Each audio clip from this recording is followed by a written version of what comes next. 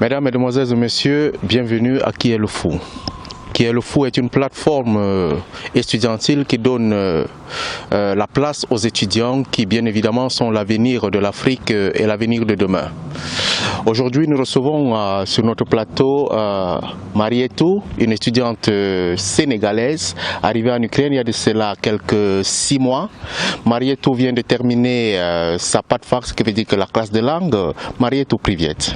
Привет, Jérôme. Ah, как дела? Хорошо, а вы так? Ah, normal là. Ok, là on a parlé un peu en langue russe, ce qui veut dire que Marietou a bien évidemment fini sa classe de langue russe. Marietou, l'an prochain, vous dites que vous allez faire l'agriculture. L'agriculture, bien évidemment, oui. L'agriculture. Oh. Et pourquoi avoir choisi l'agriculture? Je pense que l'agriculture, c'est l'avenir. C'est l'avenir de l'Afrique. C'est un pilier, en fait, pour, comment dirais-je, tout ce qui est l'avenir, la culture. Et ça apporte beaucoup de choses, en fait. Donc, l'agriculture, voilà. C'est ma vision, c'est ma passion. Donc, j'ai choisi l'agriculture. Mais bien évidemment, l'Afrique a de très grandes forêts. L'Afrique est riche, ses terres sont riches. Pourquoi avoir choisi l'Ukraine? Peut-être parce que l'Ukraine, c'est le bastion de l'agriculture de l'Europe? Voilà, l'Ukraine est un pays très développé en agriculture. Voilà, et puis il a été le grenier de l'Union soviétique, oui, comme vous le savez. Oui. Et puis, comment dirais-je, on a beaucoup de vastes territoires qui sont juste pour l'agriculture qu'il faut. C'est pourquoi j'ai choisi ce pays-là. Mais est-ce que vous pensez que avoir choisi de faire l'agriculture en Ukraine, ça peut se former en Ukraine, se former en Europe? Est-ce que vous pensez que vous pouvez véritablement apporter quelque chose de nouveau à l'agriculture africaine? Pourquoi pas se former en Afrique? Mais bien sûr, cette agriculture-là n'est pas, comment dirais-je, n'est pas traditionnelle. Il est nouveau, désolé. Et puis, il peut me servir à beaucoup de choses avec la technique et puis la technologie. Je peux apprendre beaucoup de choses. Ce pays-là est déjà développé. Il connaît les tactiques qu'il faut. Donc, j'ai pas besoin d'apprendre beaucoup de choses. Tandis qu'en Afrique, on a un certain retard. Il faut le dire. Et ici, je peux apprendre beaucoup de choses. Les universités sont très bons à former des jeunes comme moi. Et en plus, je peux aller directement dans les champs et j'ai appliqué ma science. Donc, c'est pourquoi l'Ukraine est vraiment un pays bien choisi. Parlant de l'application de la science, je me dis peut-être il y a un problème parce que au Sénégal par exemple, vous faites beaucoup plus de l'arachide.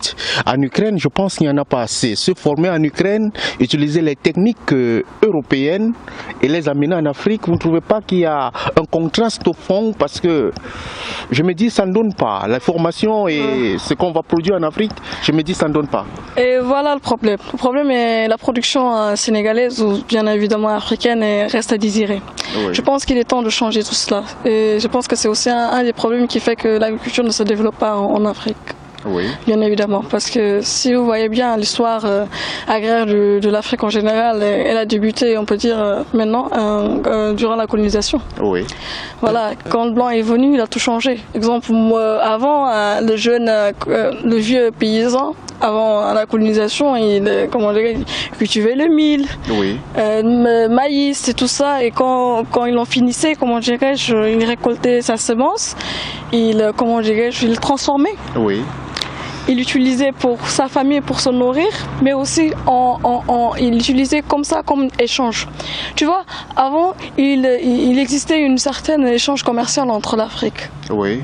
Mais après la venue des Blancs, tout ça a changé. C'était comme une monnaie d'échange, l'agriculture. Ce qui veut dire que vous voulez me dire ici que la colonisation, au contraire, au lieu de développer l'agriculture africaine, est une forme d'approvisionnement des Africains. Bien évidemment, parce que quand le Blanc est venu, il nous a imposé une certaine, semence, une agriculture qu'il a portée lui. C'est-à-dire déjà il vient, c'est comme pour le café, le coton et tout ça. Le problème on est qu'en Afrique nous cultivons le coton, mais pourtant le vase que nous portons, on va l'acheter après chez les Hollandais. Bien évidemment, on le constate que nous exportons. Nos voisins que nous portons, aussi chèrement que nous aimons porter, qui font tout ce qui est africain, qui font que nous femmes on est belles et qu'on porte, tout ça, on ne le fabrique pas. Hormis voilà, le tissage qui est très ancien aussi. Alors donc vous voulez me faire comprendre ici que vous avez un projet de changer les mentalités africaines, de changer les mentalités des politiques africaines face à l'agriculture. Voilà, c'est ça. On offre tout aux Blancs. Déjà, on l'offre l'agriculture dont il a besoin, les semences dont il a besoin. Non seulement ça, il nous impose, les taxes, les taux d'échange et tout ça. Et on lui donne aussi, le marché. C'est à nous que reviennent tous ces produits transformés en Europe. C'est à nous de les acheter. On est le marché. Ok. Quel message pouvez-vous donc envoyer aux gouvernants africains pour pouvoir développer l'agriculture africaine et peut-être sénégalaise aussi, parce que vous êtes du Sénégal? Je suis du Sénégal, je pense qu'il faut changer. Il faut changer l'agriculture. Il faut semer des choses qui nous apportent nous-mêmes. Des produits de première nécessité de consommation. Voilà, des produits qu'on pourra transformer nous-mêmes. Oui. Et qu'on pourra bien évidemment importer, faire d'exportation et tout ça. Comme ça, on pourra se développer nous-mêmes. En ce moment, on est en train de développer l'Europe, on est en train de développer l'Occident sans pourtant nous développer nous-mêmes. L'agriculture, c'est le secteur primaire. Oui. Si tu ne développes pas l'agriculture, comment tu peux développer dans le secteur secondaire ou tertiaire? C'est impossible. Ce qui veut dire qu'à la fin de cette émission, vous êtes en train de demander aux gouvernants africains de réduire la production du cacao et se concentrer sur des produits vivriers, des produits de première consommation et tout ça. C'est ça, je pense. Voilà, et même si on a le cacao, c'est une richesse. Mais pourquoi pas ne pas penser à le transformer nous-mêmes, en faire une commerce totalement africaine. Oui. Et à revoir nos lois, à imposer nos propres lois aux Européens et ne pas se laisser diriger. Depuis la colonisation, ça fait presque plus d'une cinquantaine d'années, je pense que ça suffit. On a besoin d'un retour aux sources.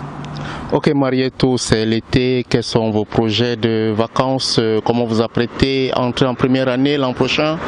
Je suis l'an prochain, je serai en première année en agriculture générale.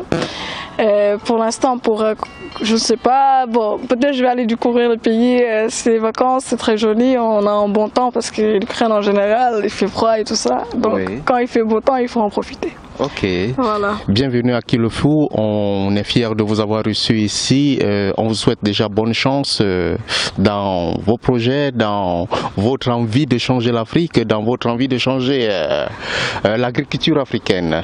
Voilà. Bonne chance à vous. C'est ici la fin de Kilofou. Nous avons reçu aujourd'hui Marietou, une étudiante sénégalaise. Merci de nous avoir suivis.